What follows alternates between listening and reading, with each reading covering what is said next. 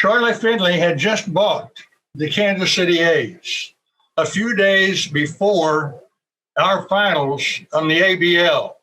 And he and Park Carroll, who was the general manager of the Kansas City A's at the time, went out for dinner. Charley was in town in Kansas City, and they went out for dinner. And on the way back, Park Carroll had just turned in the final broadcast of the Kansas City Steers, and that came from Ohio. Well, what happened was Charley Finley was in that car with Park Carroll. And the next day, Charley decided to fire Eddie Lopez. Yeah. And Eddie didn't even know it. He was out fishing. He didn't know it had been fired, and Charley had a press conference. Well, I was a sportscaster at WDAF besides doing the basketball games. I was doing my daily shows. So we went into the old Mulebach Hotel. Yeah. Finley had called an 11 o'clock press conference. So I said, well, as sports director, I will cover that. So went through the lobby and got on the elevator, and here's Park Carroll, and Charley Finley was standing right next to him. Mm. And Park Carroll said, Charley, you know, you said you liked that guy broadcasting last night. Here he is right here. His name is Moore. And Finley said, hey, kid, how'd you like to do my A's broadcast? He didn't say, have you ever done a baseball game or anything? He said, I'd like to do my game. I said, well, you've got broadcasters. He said, Harmon's gone. I'm getting rid of Merle Harmon. I don't like Merle.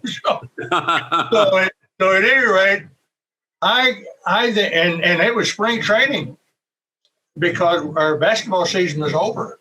So the team was in Florida in spring training. They were coming back to open the season on Tuesday. That was a Friday.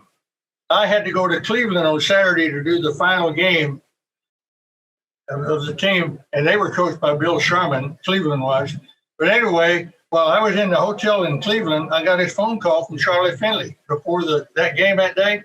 He said, hey, kid, you still want that job doing the A's? I said, yes, sir. I really would like that, but I'm doing a basketball game. He said, on WDAF. And he said, don't worry about that. I've got a contract with KCMO, and I already got your deal worked out for KCMO. And this was Saturday night, and we're getting back into Kansas City on Sunday afternoon. Well, now let me interrupt you just a minute. So he said you can still do the football on WDAF, but you can also broadcast our A's games over KCMO, right? That was a pretty good deal.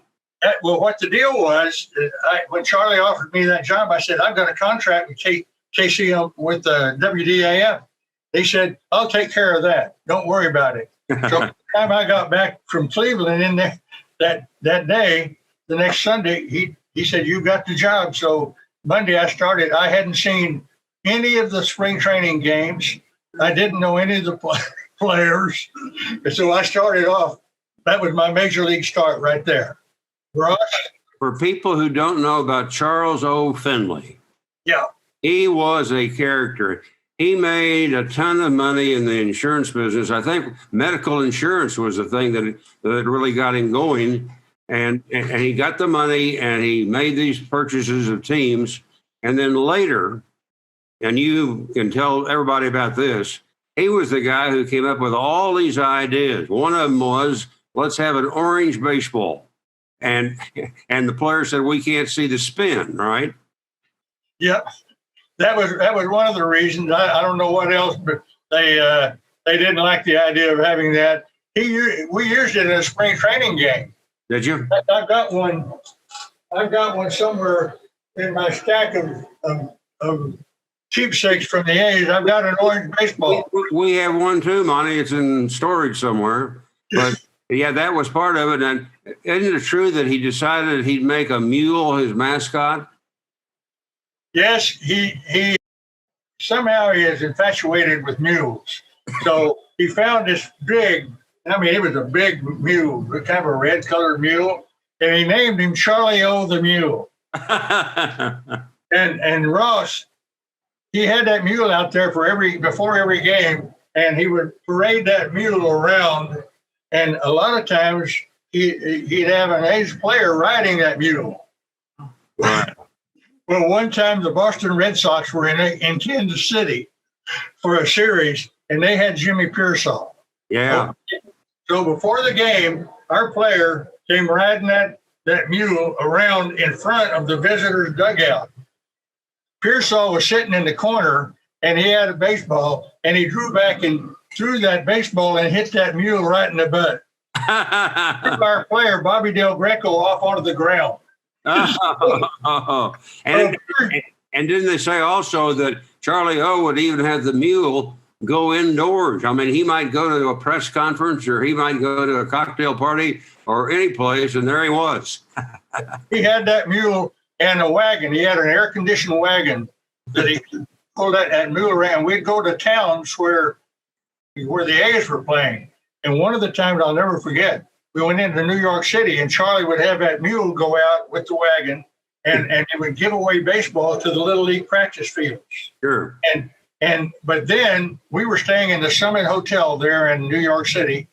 The team was, and lo and behold, Finley got that hotel to let him bring that mule into the lobby. and he had a fence built around in the lobby for that mule and put hay in the ground on the lobby floor and everything. What about the mechanical rabbit that he put in? What was that? He had that put up right next to home plate, and they actually used it in a game or two.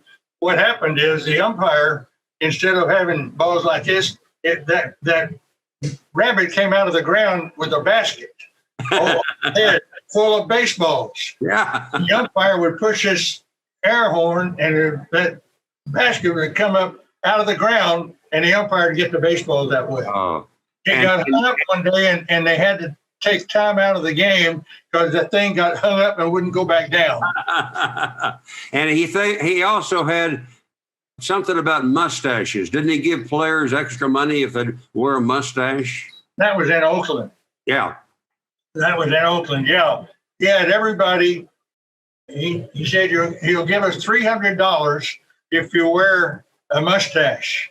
Well, Fingers already had one, of course, and one or two other guys, but Finley thought it'd be good. So on the airplane trip that we had out of Oakland to somewhere, I forget where, Finley said, I'll give everybody $300 if you'll grow a mustache.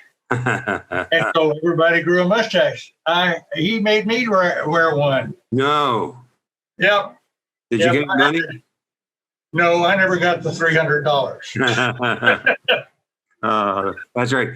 You said that, you always respected Charles Finley because he gave you your first major league broadcasting opportunity. But you've also said that he could be very difficult to work for. Well, there's no doubt about that. Everybody who ever worked for him, not just the broadcasters, but actually he bothered us less than he did anybody else, just about. But he had his own way, and it was not, he wasn't very kind to a lot of people. Mm-hmm. Well, he had a lot of good ideas, yeah. But he was tough on managers. Boy, I don't know how many hours I spent with managers on the road, just out of the hotel somewhere sitting, talking, saying, how am I going to get along with this stuff? And all this kind of thing. He was... He liked broadcasters, though, more than I think he liked sports writers. That's true. Some of them. Yeah. Some of them. But didn't you say he would do things where he would give you some sort of a tip, and before the media got the whole thing like a trade? Well, Ross, during a ball game, a lot of times, I don't know how many times, he would call our broadcast booth. He always had a radio line into our booth.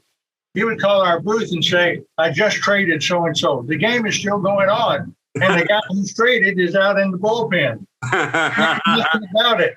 So we put it on the air. Yeah. And the newspaper guys hated it because they didn't have the story. Yeah. And they got mad at me for breaking the story. I said, hey, Charlie told me we go ahead and announce it.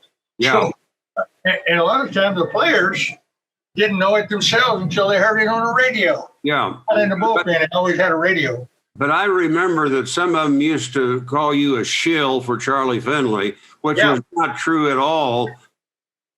Did he ever, I don't know, did he ever ask you to do anything or just direct you to make a move? Ross, the only thing he really demanded out of us is that we publicize things that he did, like trades. He would have giveaways at the ballpark. And I'll tell you one of the I don't think you'd call it a funny story, but we were on the road one time with the A's and in Chicago.